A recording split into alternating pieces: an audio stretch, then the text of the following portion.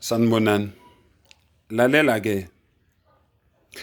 Noma ngabe uyangilalela noma ngabe awungilaleli. Vela nguforce ukuthi ungilalele.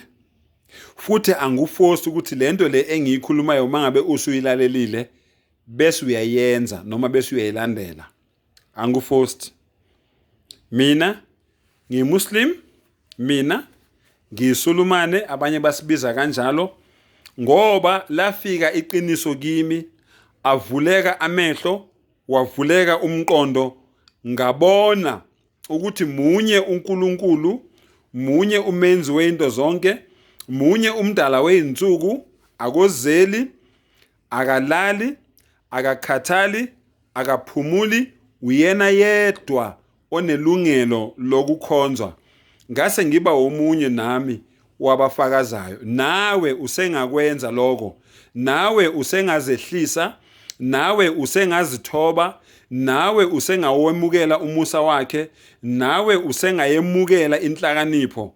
Njengoba esho umdala ethi ukuhlakanipha kokuqala ukumesaba uNkulunkulu. Ngayamagama uma ungemasaba uNkulunkulu kodwa ukhonza ezinye zezidalo zakhe, kusho ukuthi wena awuhlakaniphanga.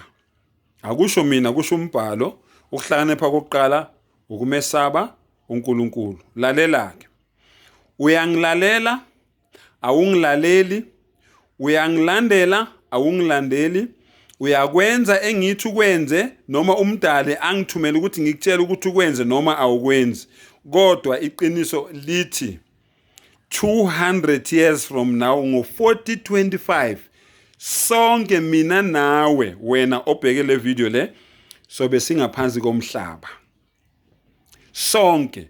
Uma ngabe uyobe ungakabi ngaphansi komhlaba, uyobe uyizombi, uyobe uwumkhovu, uyobe uyisithunzela, uyobe uMantindane, uyobe uTikoloshe, uyobe uyisipokwe, uyobe uyo yonke lento le engikubalela yona, ngoba izinto abantu ababezikhuluma ngawe. Kuthiwa njengoba nimbona lo gogo lo or lo mkhovu lo or lo Tikoloshe wayephila ngo-2025. Njengoba manje kuyi-200 years ayephila yena plus iminyaka yakhe akakafi, asazi ukuthi yini angafi, kuyobe kukhulunywa kanjalo ngawe. Ngakho ke eyani pride, okwani ukuzazisa, owani umona, eyani inzondo, eyani intukuthelo, yonke lento oyenzayo enhle nembi akukho oyohamba nako, konke uzokushiya la emhlabeni.